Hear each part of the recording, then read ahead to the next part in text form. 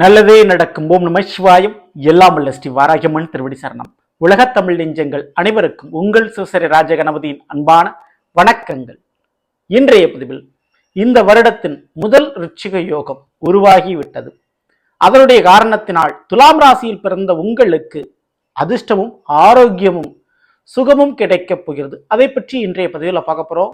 So பதிவை ஃபுல்லா பாருங்க. மேலும் நம்ம சேனல்ல துலாம் ராசியில் பிறந்த உங்களுக்கு 2024 வருடத்தினுடைய புத்தாண்டு பலன்கள் மற்றும் ராகியது பயிற்சி பலன்களை பதிவிட்டாச்சு. பார்க்காதவங்களுக்கு நம்ம சேனல்ல போய் விசிட் பண்ணி பார்த்து பயன்பெற்றுக் கொள்ளுங்கள். மறக்காம நம்ம சேனலை சப்ஸ்கிரைப் பண்ணிங்க. கூடவே தர பில் பண்ண கிளிக் பண்ணிட்டு பக்கத்திலே ஒரு ஆளுநர் ஆப்ஷன் தெரியும், அதை செலக்ட் பண்ணி வச்சுக்கோங்க. அப்படின்னா தான் நான் பதிவிடக்கூடிய அடுத்தடுத்த பதிவுகள் உங்களுக்கு உடனுக்குடன் நோட்டிபிகேஷனாக வந்து சேரும். துலாம் ராசியில் பிறந்த நண்பர்களே, முதலில் ருச்சிக யோகம்னா என்ன? செவ்வாய் என்கிற ஒரு கிரகம் கேந்திர ஸ்தானம் என்று சொல்லக்கூடிய 1, 4, 7, 10 இந்த வீடுகளை அமரும் பொழுது அந்த வீடு செவ்வாய்க்கு ஆட்சி வீடாகவோ உச்ச வீடாகவோ இருந்தால் அந்த ருச்சிக யோகம் உருவாகிவிடும். அப்படிப்பட்ட ஒரு அமைப்பு தான் இப்போ உருவாகி இருக்குது. தனுசு ராசியில் இருக்கும் செவ்வாய் பகவான் பிப்ரவரி மாதம் 4ஆம் தேதிக்கு அப்புறம் மகர ராசிக்கு அடியெடுத்து வைக்கப்படுறாரு. மகரம் என்பது செவ்வாயுடைய உச்ச வீடு. அங்க வந்துட்டு செவ்வாய் உச்ச பலம் பெற்று விடுவார். அது உங்களுக்கு துலா ராசிக்கு அந்த மகரம் என்பது 4ஆம் வீடாக அமைகிறது. ஸோ நாளில் உச்சமடையக்கூடிய செவ்வாய், அதனால ருச்சிக யோகத்தினுடைய முதல் யோகத்தை நீங்க அனுபவிக்க போயிருங்க, அதுவும் சுகஸ்தானத்துல. சரி, செவ்வாய் எப்படிப்பட்டவர்?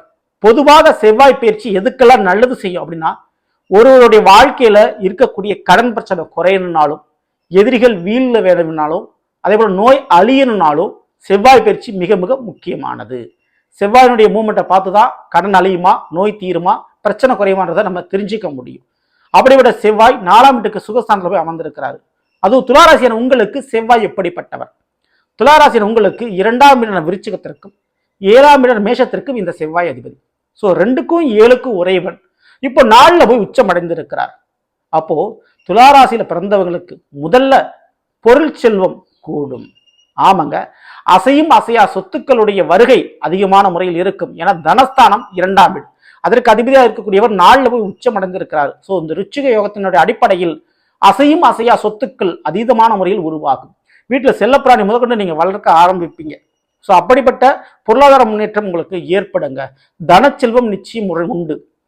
செலவுகள் குறைந்து வரவுகள் அதிகரிக்கும். சேமிப்பு உயரும். குடும்பத்தினுடைய பகை எதிரி கண்டிப்பா தீர்ந்து போய்விடும். குடும்ப உறுப்பினர்களுக்கு இருக்கக்கூடிய நோய் பிரச்சனை தீர்ந்து குடும்பத்தில் உள்ள தேவையில்லாத மருத்துவ செலவு வராது. சரிங்களா? 7ஆம் வீடான மேஷத்திற்கும் இந்த செவ்வாய் அதிபதி. அப்போ வாழ்க்கை துணையின் மூலமாக நல்ல ஒரு சுபகாரியம் நடக்கும். திடீர் மாங்கல்யம் கைகூடி வரும். திருமண யோகங்கள் நடக்கும் இந்த துளாராசியில பிறந்தவங்களுக்கு. 7ஆம் வீடு வாழ்க்கை துணை மட்டும் இல்லைங்க, பார்ட்னரையும் குறிக்கும், உறவுகளையும் நண்பர்களையும் குறிக்கும். அப்போ தொழில் விஷயம் நல்லபடியா சிறக்க ஆரம்பிக்க போது இந்த துளாராசியில பிறந்தவங்களுக்கு புதிய தொழில் தொடங்குவதற்கு சாத்தியக்கூறுகள் அதிகமாக இருக்குது. நல்ல ஒரு பார்ட்னர்ஷிப் உங்களுக்கு கிடைக்க போகுது. உங்களுக்கு கீழே பணிபுரியக்கூடிய தொழிலாளர்கள் கண்டிப்பா உங்களுக்கு ஒரு ஒத்துழைப்பு தரப்போறாங்க இந்த ஒரு தருணத்துல. மேலும் உங்கள் மீது ஏதாவது ஒரு பழி பாவம் சுமத்தப்பட்டிருந்தால் அந்த அவச்சொல்லை நீக்கி உங்களுக்கு கிடைக்க வேண்டிய பெயர் புகழை நீங்க பெற்றெடுக்க போகிறீர்கள். அது இந்த செவ்வாயால் நடக்க போகுது. மறைமுகமான எதிரிகளால் ஏற்பட்ட பிரச்சனை கண்டிப்பா படிப்படியாக குறையும். ஸோ வீட்டு பிரச்சனை, நில பிரச்சனை ரெண்டுமே தீரப்போகுது இந்த தருணத்துல. போலீஸ் வழக்குகளால் ஏற்பட்ட தொந்தரவு இனி குறையும், மறையும். 4ஆம் வீடு என்பது கல்வி ஸ்தானமும் கூட. அதிலும் குறிப்பா எலக்ட்ரானிக்கல் படிப்பு படிக்கக்கூடியவங்களுக்கு, சிவில் டிபார்ட்மெண்ட்ல படிக்கக்கூடியவங்களுக்கு, நீதித்துறையில லாயரா படிக்கக்கூடியவங்களுக்கு நல்ல ஒரு யோகமான ஒரு காலகட்டம் இந்த ஒரு காலகட்டம். சரிங்களா? ஸோ அதை தாராளமாக நீங்க பயன்படுத்திக்கங்க. மேலும் இந்த செவ்வாய் பவனுக்கு பார்வை பலன் உண்டு. 4, 7, 8 செவ்வாயுடைய பார்வை. அப்படி 4ஆம் பார்வையாக முதல்ல அவர் மேஷத்தை பார்க்கிறாரு. துலாமிற்கு அந்த மேஷம் என்பது 7ஆம் வீடு. ஸோ திருமண வாழ்க்கையில் திருப்தியை கொடுக்கும், நிம்மதியை கொடுக்கும் இந்த செவ்வாய் பயிற்சி. கண்டிப்பா ஒரு திருப்பு முனை உண்டு. அது உங்களுடைய விருப்பத்திற்கு ஏற்றபடி நடக்கும். விருப்பம் போல் வாழ்க்கை அமையும் இந்த ஒரு தருணத்துல. அதே போல நண்பர்களையும் சரி உறவுகளையும் சரி கொடுத்த பணம் திரும்ப கிடைக்கும் தருணம் இது. ஸோ உறவுகளும் சரி நண்பர்களும் சரி ஏமாற்றப்பட்டீர்களா, அந்த ஏமாற்றம் இப்போ சரியாகும். ஓகேங்களா? இதுக்கப்புறம் 7ஆம் பார்வையாக செவ்வாயுடைய 7ஆம் பார்வை என்பது கடகத்துல பதிவு. துலாமிற்கு அது 10ஆம் வீடு. அப்போ தொழில் நிச்சயமான முறையில் கைகூடி வரும். தொழிலுக்குண்டான யோகம், முயற்சி, காரியம் வெற்றி அடையும். அடுத்து 8ஆம் பார்வையாக அவர் உங்களுடைய துலாமிற்கு 11ஆம் வீடான சிம்மத்தை பார்க்கிறார். அப்போ மூத்த சகோதர சகோதரிகளால் ஏற்பட்ட தொந்தரவு, தடை, பிரச்சனை நீங்கிவிடும் தருணத்துல. வர வேண்டிய லாப பணத்தை வசூல் செய்து விடுவீர்கள். உங்களை ஏமாற்றியவர்கள் இனி ஏமாற்ற முடியாது உங்களை. ஸோ அந்த ஏமாற்றம் வந்து நீங்க மீண்டு வந்துடுவீங்க, இழந்த நஷ்டத்தை சரி பண்ணிடுவீங்க. எல்லாத்துக்கும் மேல உடல் ஆரோக்கியம், கண்டிப்பா நோய் பிரச்சனை, ரத்தம் சம்பந்தமான இருக்கக்கூடிய நோய் பிரச்சனை அனைத்தும் உங்களுக்கு தீரும்.